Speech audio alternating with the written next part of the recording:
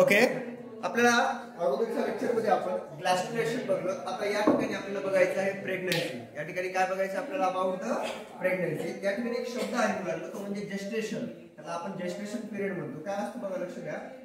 It is the condition of carrying one or more embryos. बघा शक्यता कशी असते, एक कॉमन मध्ये, पण कधी कधी काय असतात, ट्विन्स असतात म्हणून दोन, म्हणून त्याला म्हणतात it carries one or more or the two embryos inside the uterus. It is called as the gestation and it refers to the period between the. खूप महत्वाचं आहे, त्याला जेस्टेशन पिरियड म्हणतात. दॅट इज फर्टिलायझेशन झालं आणि birth पर्यंतचा जो time period असतो that is the parturition. Parturition म्हणजे गिव्हिंग द बर्थ. यामधला जो कालावधी असतो त्या कालावधीला कोणता पिरियड म्हणतात, they are called as the gestation period म्हणतात. आणि the average period of the pregnancy in a human, आता ह्युमन मध्ये कसं आहे 266 दिवस आहेत फ्रॉम फर्टिलायझेशन. म्हणजे आज जर फर्टिलायझेशन झालं तर 266 दिवसानंतर पॅच्युरायझेशनला सुरुवात होणार आहे, किंवा 280. दोन्ही लक्षात ठेवायचं. मॅक्सिमम टाइम 280 डेज लक्षात ठेवायचं, कारण की हे 266 दिवस प्लस आणि हे 14 दिवस अगोदरचे ते लक्षात ठेवायचे. आणि टोटल किती झाले, 280 दिवस होत आहेत. आणि काउंटेड फ्रॉम एलएमसी. एलएमसी म्हणजे लास्ट मेन्स्ट्रुएशन सायकल, तिथून पुढे काउंट केले जातात. ठीक आहे. And this pregnancy period of the approximately 9 month. किती असतो, 9 मंथ. आणि 9 मंथला आपण 3 भागामध्ये डिवाइड करतो. ओके, 9 महिन्याला 3 म्हणजे 3 महिन्याचा एक ट्रायमेस्टर तयार होतो. ट्रायमेस्टर म्हणून त्याला म्हणतात 3 trimester of the 3 month each. Okay, म्हणजे इथून तुम्हाला काय लक्षात आलंय की आपलं जेस्टेशन पिरियड काय असते एवढं समजलंय, किती कालावधी असते आणि कुठून सुरुवात होतो. एनएमसी पासून सुरुवात होतो. कुठून तयार होतो, एनएमसी.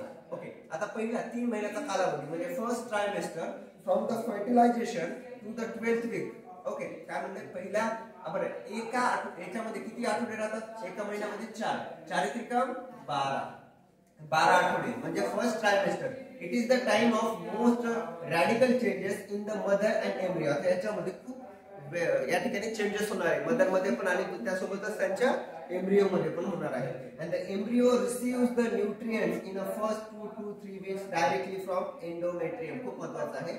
आता जो एम्ब्रियो आहे त्याला काहीतरी खायला पाहिजे, त्याला न्यूट्रिएंट पाहिजे, तर पहिल्या 2 ते 4 वीक मध्ये त्याला डायरेक्टली कुठून भेटते, एंडोमेट्रियम पासून त्याला न्यूट्रिएंट भेटते. कुणापासून भेटते, एंडोमेट्रियम पासून. तुम्हाला माहिती आहे endometrium is the uterine wall. Uterine wall आहे and it is the main period of the organogenesis. आपण काल बघितलं होतं ऑर्गॅनोजेनेसिस म्हणजे आता ऑर्गन तयार व्हायचे. काय तयार व्हायचे, ऑर्गन. म्हणजे फर्स्ट ट्रायमेस्टर पासूनच सुरुवात होणार आहे ऑर्गॅनोजेनेसिसला. And the development of the body organs. आणि डेव्हलप काय होतात, बॉडी ऑर्गन्स. खूप महत्वाचे. फर्स्ट ट्रायमेस्टर मध्ये काय होऊ शकते, ऑर्गॅनोजेनेसिस म्हणजे ऑर्गन तयार होण्यासाठी सुरुवात होत आहे. Okay, and by the end of the 8th week.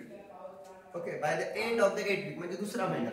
Okay, काय the major structures found in the adult are formed in the embryo and rudimentary form. ठीक आहे, मेजर स्ट्रक्चर त्या ठिकाणी फॉर्म होतात. And the embryo is now called as the foetus. गर्भ म्हणतात त्याला. काय म्हणतात, गर्भ. म्हणजे 2 महिन्यापासून जे असते त्याला काय म्हणायचं, गर्भ. त्याला म्हणायचं फिटस, कारण की मॅक्सिमम त्याचे ऑर्गन्स प्रॉपर डेव्हलपमेंट व्हायला सुरुवात झालेली असते, ऑर्गॅनोजेनेसिस चालू झालेलं असतं आणि ते काय असते त्याला म्हणतात फिटस. आणि इट इज अबाउट किती लांब असते, 3 सेंटीमीटर. विचार करा, 3 सेंटीमीटर काय असणार आहे, लॉंग. आणि त्याच्यामध्ये बघा काय काय, इट हॅव द आर्म्स, हात, हँड्स.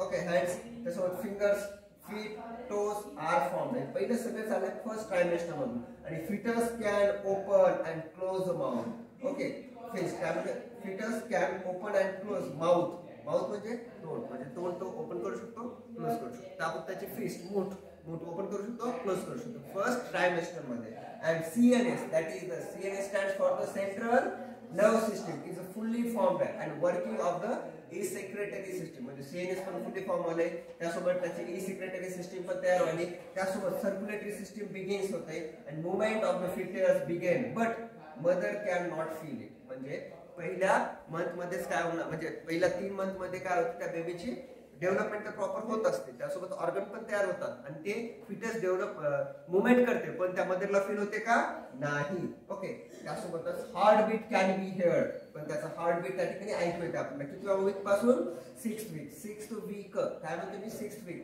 म्हणजे 1.5 महिना. 6 वीक म्हणजे किती महिना, 1.5 महिना. म्हणजे त्या बेबीची पहिली जी हार्ट बीट असेल कितव्या फर्टिलायझेशन झालेल्या, 1.5 महिन्यानं. म्हणजे किती वीक ना, 6 वीक ना आपल्याला ऐकू येणार आहे. and progesterone. बघा, progesterone level becomes high and menstruation cycle is suspended. जेव्हा प्रोजेस्टेरॉन नावाचा हार्मोन हाय असतो तेव्हा त्या ठिकाणी मेन्स्ट्रुएशन सायकल काय केलेली असते, सस्पेंड केलेली असते, म्हणजे थांबलेली असते till two the end of the pregnancy, जोपर्यंत प्रेग्नन्सी होत नाही तोपर्यंत. आणि at the end of the first trimester, आता तुम्हाला समजत असेल फर्स्ट ट्रायमेस्टर म्हणजे 3 महिने समाप्त झाले.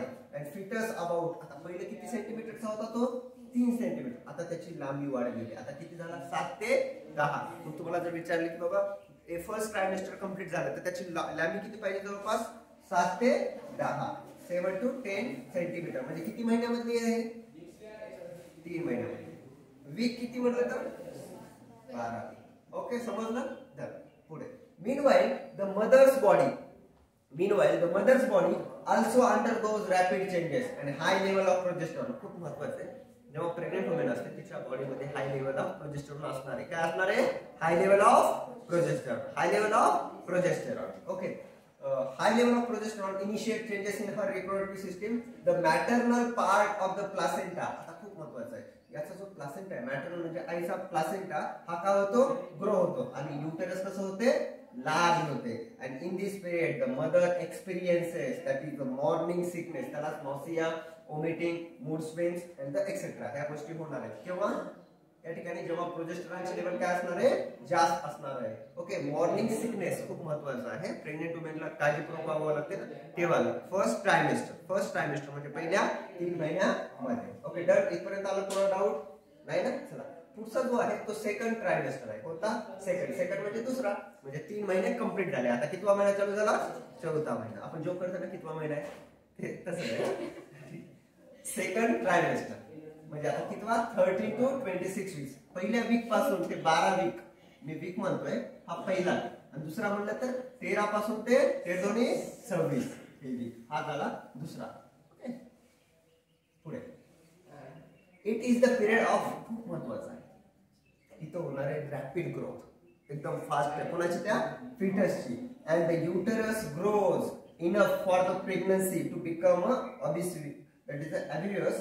The fetus is very active. आता इथे ऍक्टिव्ह झाला तो, grows to about किती सेंटीमीटर, सुरुवात कुठून झाली होती, नंतर किती झालं, आता किती आहे, खाऊन मोठा झाला, 30 सेंटीमीटर.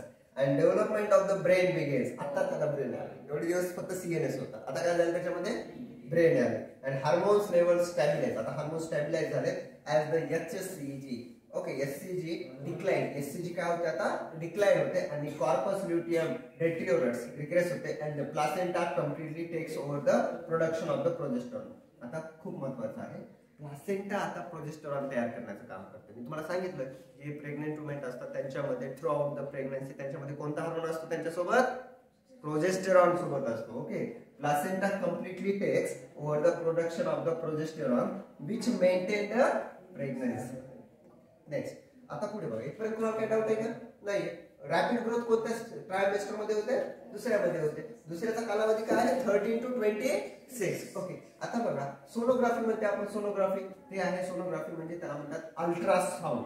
अल्ट्रासाउंडचा वापर करून काय करतात, सोनोग्राफी करतात. ओके, ऍट द वीक 18 ते 20 weak shows the baby growth. त्याच्यातून बेबीची ग्रोथ कळते, त्यासोबत त्याची पोझिशन कळते. and from this estimated due date of delivery, आणि ह्याच्यावरून आपल्याला त्याच्यामध्ये डिलिव्हरीची डेट काढते. डॉक्टर सांगतात ना, ह्याच्या शक्यता या टाइमला डिलिव्हरी होईल, टाइम पण सांगतात. ओके, भविष्यवाणी केल्यासारखं तसं डेट ऑफ डिलिव्हरी देऊ शकतो आपण by using the sonography. and established baby's movement can be easily. आता इथं बेबीची मूवमेंट आता इझिली काय होणार आहे, फील होणार आहे by the mother. Okay, head has hair, आता त्याच्या डोक्यावर काय येणार आहे, हेअरस्टाईल येणार आहे.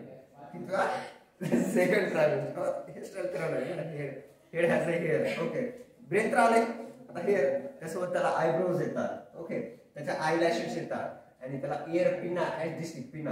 And the baby reaches the half the size of the newborn, म्हणजे नवीन बेबी जन्मण्याच्या अर्धी जी साईज आहे ती त्याला येऊन जाणार आहे, 30 सेंटीमीटर. किती, 30 सेंटीमीटर. ओके, आता शेवटचा फिनाले आहे थर्ड, त्यातलं म्हणजे फायनल ट्रायमेस्टर. आता इथं बघा 27, पहिले किती होतं रे, 1 ते 12, 13 ते 27, आता 27 ते पुढे, आता जोपर्यंत पॅच्युरेशन होत नाही तोपर्यंत. Okay, the foetus grow up to, आता केजी मध्ये म्हणलो ना, काउंट 3 to 4 kg.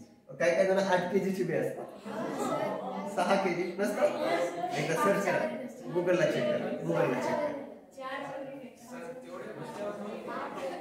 आणि आज घरी गेली विचारायचं आईला, आईने किती केजीचा होता. कमीत कमी 7-8 तर असणार. लक्ष द्या. असते मला मी विचारतो आणखी की वाटत नाही तर 2 kg. ठीक आहे, चला घरी गेली विचारा. And the foetus grow about 3 to 4 kg in a weight and 50 centimetre. बघा वाढतच चाललाय, 50 सेंटीमीटर इन अ लेंथ. आणि आता याचे डोळे खूप मोठे ओपन व्हायले, आईज काय झाले open. And there is a gain in a body weight. As the fetus grow, the uterus expand. Uterus काय होतो? Expand होतो. And the mother abdominal organs become the compressed. खूप महत्वाचं आहे. मदरचे abdominal मधले organ just like the urinary bladder ते काय होते? Compress होते. कारण की urinary bladderच्या पुढे कोण आहे? आपला uterus आहे ना त्याच्यामुळे. Okay. The mother's abdominal organs become the compressed and displaced, leading to the frequent urination and digestive blockage and strain in the back muscle. At the end of the 3rd trimester, the fetus becomes the fully developed and ready for the pasteurization. आणि आता तो झालेला आहे ready 50 centimetre. Okay, 3-4 किलोचा. पुढे आहे placenta. बरं झालं मी डॉक्टर झालो. काय तर पहिला हसलं असतं, नंतर सांगलं. माझी इच्छा होती गायनेकोलॉजिस्ट बनायची. Okay, placenta. नाही खरंच होते, पण नंतर जाऊ आपण टिकला नाही. Placenta it is the flattened. Placenta खूप महत्वाचं. प्लासेंटा पण कोणत्या ट्रायमेस्टर मध्ये फुल्ली डेव्हलप झाला प्लासेंटा? दुसऱ्या झाल्या ना. पहिला सुरुवात झाली. Completely development of the placenta कोणामध्ये झाले? प्लासेंटा पी नावाचा हार्मोन तयार करतो. पी म्हणजे प्रोजेस्टेरॉन. अगोदर कॉर्पस ल्युटियम करत होता, आता प्लासेंटा करायला. ओके, मग प्लासेंटा कसा एकदम फ्लॅटेड असतो, डिस्कॉइड ऑर्गन असतो. कुठं असतो तो? Uterus of the pregnant women. And the placenta is the temporary structure. Pregnancy संपली किती काय and the functional connection between the fetus and maternal circulation. दोघांना जोडण्याचं काम. The placenta facilitates the supply of oxygen. Okay, uterus मध्ये काय oxygen नाही, ऑक्सिजनचा सप्लाय कोण करतो? प्लासेंटा. ओके, and nutrients देतो त्यांना. आणि त्यासोबत कार्बन डायऑक्साइड, त्यासोबत त्याचे इसेक्रेटरी वेस्ट सुद्धा बाहेर काढण्याचं काम करतोय. The placenta is attached to the wall of the uterus. कोणाला अटॅच असतो तो placenta? Wall of the uterus. And the baby umbilical cord. खूप महत्वाचं आहे. म्हणजे अम्बिलिकल कॉर्ड ही दोघांना जोडण्याचं काम करते. बघा लटकट काय म्हणू. ठीक आहे, इथे अम्बिलिकल कॉर्ड आहे. की काय? Umbilical cord. हे काय? त्याचा प्लासेंटा. बाकी त्याचे विलाय असतात, त्याला इंटरव्हिलस स्पेस म्हणतात. ही अम्बिलिकल कॉर्ड आहे. नाळ म्हणते आपण, नाळ. सिंधुताई सप्रा माहिती ना, कथा ऐकली नाही त्यांची? ओके, सांगतो नंतर. एम्निओटिक सॅक आहे, एम्निओटिक फ्लुइड आहे, कोरियन आहे, एम्निओन आहे, युटेराइन वॉल आहे. ठीक आहे, लक्षात ठेवा. पेपर मध्ये येऊ शकते की draw the structure of the placenta. तुम्हाला हे स्ट्रक्चर काढता आलं पाहिजे. ओके, जाऊ पुढे. प्लासेंटा समजलं इथपर्यंत? ठीक आहे. डिस्कॉइड शेप आहे, डिस्कॉइड शेप ऑर्गन आहे. It is present attaches to the umbilical cord and the uterine wall. Okay, placenta is the only organ which is formed of a tissue. बघा हा असा ऑर्गन आहे, तो कशापासून बनलाय? टिश्यू.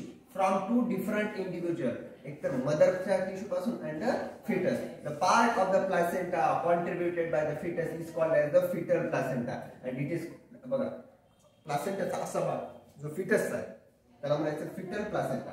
आणि त्याला दुसरं नाव आहे, that is known as the chorionic villi. त्याला म्हणतात क्रोनियोनिक विलाय. समजलं? What is the chorionic villi? The foetal placenta is called as the chorionic villi. And the other part which is rich in blood supply. Rich in blood supply, blood supply कोणाचे असतील? मदरचे असतील. The mother. It is part of the uterine wall and termed as the maternal placenta. Placenta म्हणजे 2 प्रकारचे tissue असतात. एक chorionic म्हणजे त्या फिटलचे टिश्यू, दुसरं मदरचे म्हणून त्याला मॅटर्नल प्लासेंटा म्हणतात. And so human placenta is called as the haemochorial. काय म्हणले? हिमोकोरॉइड. का? कारण की याच्यामध्ये there are 2 types of tissue present. Parent that is the maternal आणि दुसरं असणार आहे फिटलचे. ओके, म्हणून त्याला काय म्हणले हे लक्षात ठेवा. हिमोकोरॉइड, हिमोकोरॉइड, हिमोकोरॉइड. ओके, रिचिंग ब्लड सप्लाय जे असतात ते मॅटर्नल प्लासेंटा असतात. ओके, मग आता याच्यामध्ये असणार आहे अम्बिलिकल कॉर्ड असणार आहे. That umbilical cord formed of किती ब्लड वेसल असतात त्याच्यामध्ये? 3 blood vessel. Of this 3 blood vessel 2 are the small arteries. छोटे असतात ते कोण असतात? 2 असतात. स्मॉल आर्टरीज असतात. आर्टरीज म्हणजे जे ऑक्सिजनला घेऊन जातात, माहिती आहे ना. आणि वेन्स म्हणजे deoxygenated blood. Oxygenated blood carry by the arteries and deoxygenated blood carry by the veins. And there are 2 arteries, 2 small arteries. किती? 2. किती? Arteries. ओके, कशामध्ये असतात? अम्बिलिकल कॉर्ड मध्ये, which carry blood towards the placenta. आणि एक मोठी असते, large vein असते, which returns the blood to the foetus. लक्षात ठेवायचं. And the placenta is also act as the endocrine gland. Placenta जो आहे तो कशासारखा काम करतो माहिती का? एंडोक्राइन ग्लँड सारखा पण काम करतो. And it produces the hormones. काय तयार करते ना? हार्मोन्स तयार करते. पहिला एंजेस्टोसिन, त्याच्यानंतर प्रोजेस्टेरॉन, त्याच्यानंतर oestrogen. Relaxin is secreted by the ovary later phase of the pregnancy and level of HCG increases up to the end of the first trimester and then declines. खूप महत्त्वाचं आहे एससीजी विषयी. Human gonadotropin, कॉर्टिकोट्रॉपिन,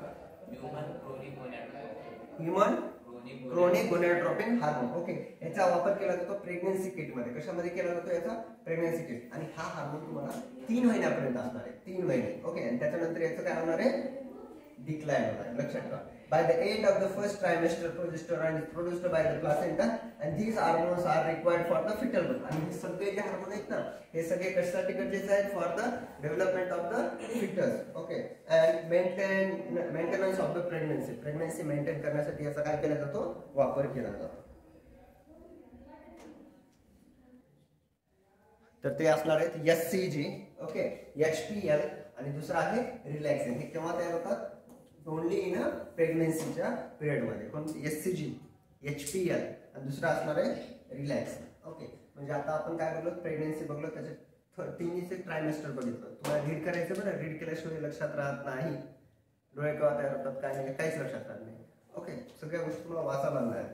पॅच्युरेशन, parturition simply. आता parturition म्हणजे giving birth to the baby. बेबीला आपण काय दिलं? बर्थ द्यायला. तर ही असणार आहे ह्युमन्स मध्ये विव्हिपॅरस. 2 पद्धतीने होते. काही प्राणी अंडे देतात, त्यांना ओव्हिपॅरस म्हणायचं. त्यांना काय म्हणायचं? ओव्ही. त्यांना एग लेइंग एनिमल्स म्हणतात. काय म्हणतात? Egg laying. आणि जे डायरेक्टली बर्थ देतात ना, त्यांना म्हणायचं विव्हिपॅरस. मग humans are the viviparous as they give a birth to their young ones. Okay, and pasteurization is the process of the giving birth to the baby. Okay, म्हणजे आपल्याला काय करायचं? बेबीला बर्थ द्यायचा आहे. that is the pasteurization. and the physical activities involved in the pasteurization खूप महत्त्वाचं आहे. Chemical तर आहे, त्यासोबत फिजिकल ऍक्टिव्हिटीज सुद्धा पॅच्युरायझेशन मध्ये रोल प्ले करतात. Like uterine and the abdominal contraction. Uterine आणि ॲब्डोमिनल कॉन्ट्रॅक्शन, त्यासोबत डायलेशन ऑफ द सर्विक्स, त्यासोबत passage baby are collectively called the level. That is the labor is accompanied by a localized sensation discomfort of the agony called as the labor pains. Labor pains is simply. Labor pains is the example of which activities? Physical activities. कशाचा? एवढा deep मध्ये question येत नाही तुम्हाला. Line to line question येतात सिलेबसमध्ये.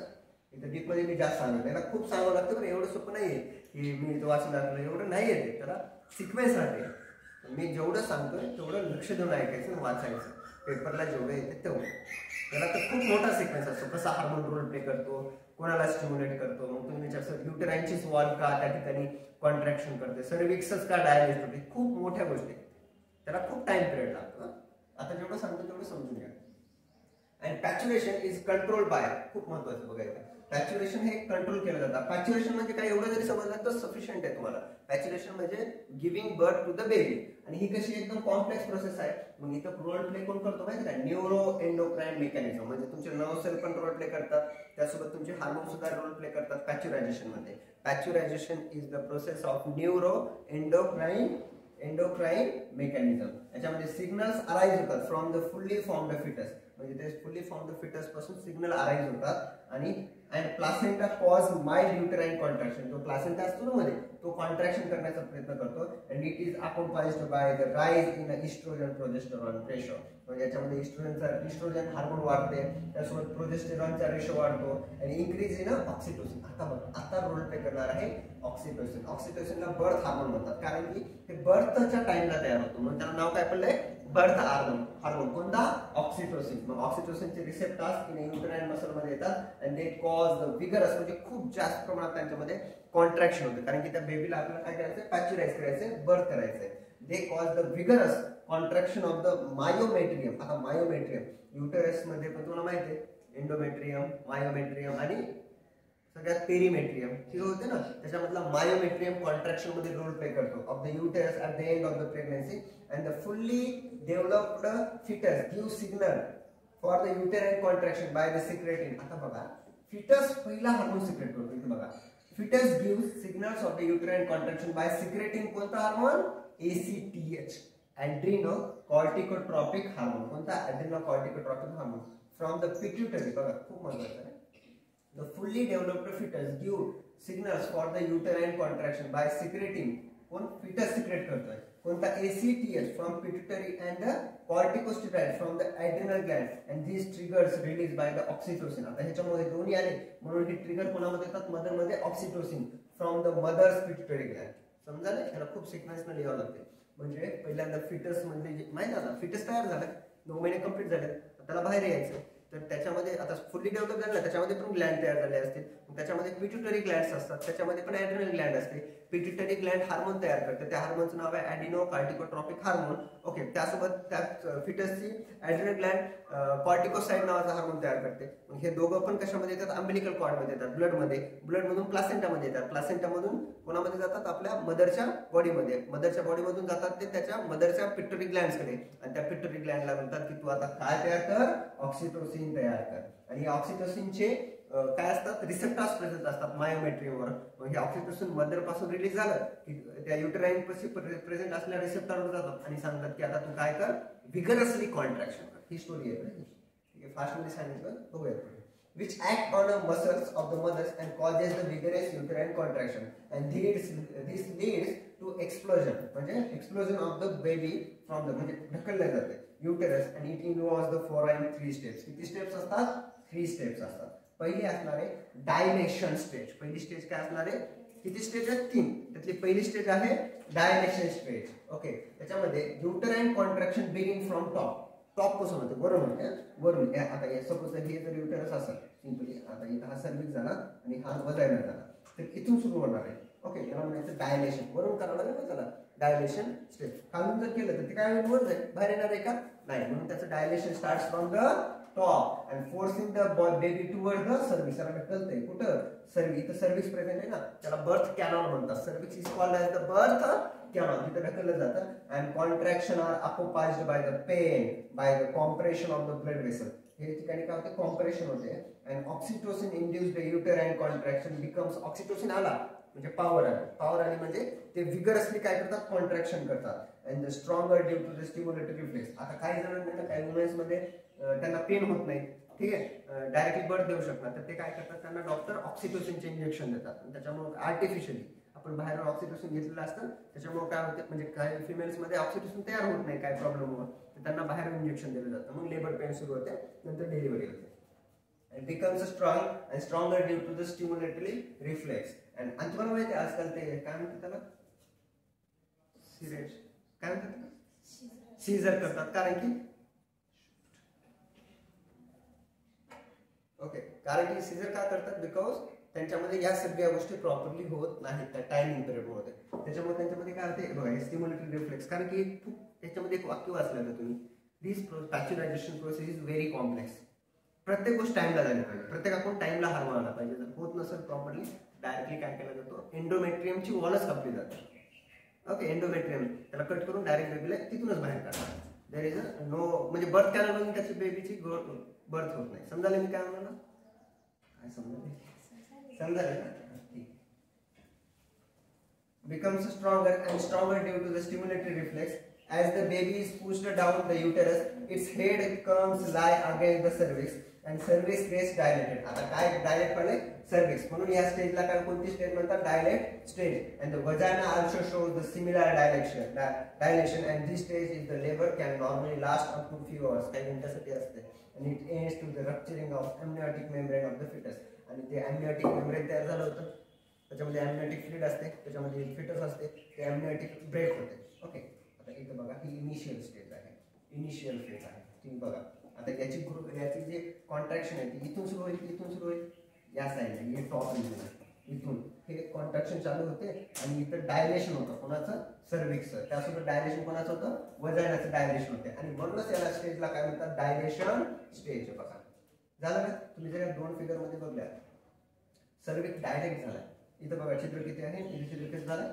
मोठं झालंय म्हणून याला म्हणतात डायलेशन आता म्हणायचं डायलेशन ही झाली stage number first okay stage second मध्ये बघा काय दिलं आपल्याला आता हे अंबेलिकल कॉर्ड झालं ओपन वाला, इथून फिटस आहे स्टेज, त्याच्यामध्ये अजून जास्त. आता इथे काय होतंय, crowning of the head. Head कुठे आलं आता बाहेर. क्राउनिंग हे खूप महत्वाचं वर्ड आहे. क्राउन म्हणजे माहिती आहे डोक्यावर असते, ते हेड बाहेर येतो म्हणून त्याला म्हणतात क्राउनिंग ऑफ द हेड, आणि ते बाहेर आले. आता तिसऱ्या स्टेजमध्ये डायरेक्टली तो बेबी बाहेर आलेला असतो. ओके, आणि त्याला अंबेलिकल कॉर्ड त्याच्यासोबत सुद्धा बाहेर. त्याने काही वेळानंतर आपण अंबेलिकल कॉर्ड कट करून टाकतो, आणि नंतर काय होते, जे रिमेनिंग पोर्शन आहे दॅट इज अ प्लासेंटा, ते सुद्धा बाहेर येणार आहे. and that is the process is known as the patuation. त्याला काय म्हणतात, पॅच्युरेशन. आता बघा, पहिली स्टेज आपल्याला माहिती आहे डायलेशन. डायलेशन सर्व्हिसचं नव्हते आणि त्यासोबतच कोणाचं होतं, वजायनाचं पण होते. आता दुसरी जी स्टेज आहे त्याला म्हणतात एक्सप्लोजर स्टेज. कोणती स्टेज, एक्सप्लोजर स्टेज. मी ऑलरेडी वर सांगितलं होतं, सोपं आहे. The uterine and abdominal contraction become stronger and in a normal delivery the fetus passes out through the cervix. बघा, जेव्हा नॉर्मल डिलिव्हरी होते तेव्हा जो फिटस आहे तो passes through the cervix and the vagina with the head in a कोणत्या direction मध्ये, forward. and it takes up to किती मिनिट, 20 ते 60 मिनिटं लागणार आहेत त्याला बाहेर येण्यासाठी. and the umbilical cord is tied. umbilical cord ला काय केलं जातं, बांधून ठेवलं जातं of the close to the baby navel. After birth, after the delivery of the baby the placenta separate. बरोबर आहे, बेबीची डिलिव्हरी झाल्यानंतर काय होणार, त्याचा प्लासेंटा सेपरेट होणार आहे from the uterus and is expelled. Expelled म्हणजे बाहेर टाकून देणे. That after birth due to severe contraction of the uterus and this process happens within the किती मिनिटानंतर, डिलिव्हरी झाल्यानंतर 10 ते 45 मिनिटांनंतर प्लासेंटा काय होणार आहे, ऑटोमॅटिकली बाहेर टाकला जाणार आहे. That is the process of the, कोणती प्रोसेस आहे, पॅच्युरेशन. ओके, पेपरला जसं तसं येऊ शकते की बाबा थेरीच सांगतो मी, एक्सप्लेन प्रोसेस ऑफ पॅच्युरेशन. तर तुम्हाला 3 स्टेजेस असतात म्हणून सांगायचे, आणि त्याला आफ्टर द बर्थ हे देते. पहिली स्टेज होते that is the dilation stage, दुसरी स्टेज होती एक्सप्लोजन स्टेज, तिसरी स्टेज आहे आफ्टर बर्थ. आता आहे पुढचा हा एक पॉईंट अजून थांबवत आपण, तो म्हणजे लॅक्टेशन. तो कोणता आहे, लॅक्टेशन. लॅक्टेशन म्हणजे जे मॅमरी ग्लँड्स आहेत, मॅमरी ग्लँड्स इज आल्सो, तुम्हाला आठवत असतं तर पहिलं lecture, mammary gland is also the part of reproductive part of the females, मी सांगितलं ना. ओके, आणि मेल्स मध्ये पण मॅमरी ग्लँड्स प्रेझेंट असतात, but they are inactive. Females मध्ये they are active because they give in the birth. Mammary glands of the female start producing the milk at the end of pregnancy by the process of the lactation. आणि याच्यासाठी महत्त्वाचा जो hormone role play करतो त्याचं नाव आहे prolactin. Is the hormone which is responsible for the production of the milk, and lactation helps the mother. त्या मदरला lactation का देते, कारण की त्यांना त्यांच्या बेबीला फीड करायचं असतं. For feeding the newborn baby, and the fluid secreted by the mammary glands soon after the childbirth is called as the colostrum. त्याला काय म्हणतात, कोलोस्ट्रॉम. ओके, आणि कोलोस्ट्रॉम काय, इट इज द स्टिकी, चिकट असते, and yellow fluid secreted by the mammary glands after soon after childbirth, and it contains, याच्यामध्ये नेमकं काय असतं बघा, it contains proteins, lactose, त्यासोबत मदरचे अँटीबायोटिक्स, एक्झाम्पल IgA. खूप महत्त्वाचं आहे. Colostrum carry which type of immunoglobulin? That is the IgA. Okay, and the fat content in a colostrum is याच्यामध्ये खूप कमी प्रमाणात फॅट असते, low. And the antibodies present in help in the developing resistance for the newborn baby, and at the time when its own immune response is not fully developed, तोपर्यंत काय करणार आहे, त्या ठिकाणी फीडिंग चालू असणार आहे. That is non as the, काय म्हणतो त्याला आपण, त्याला म्हणतो आपण लॅक्टेशन. ओके, तर इथपर्यंत आपण बघितलं, घरी गेल्यानंतर रीड करायचं जेवढं सांगितलं तेवढं. ओके, थांबूया.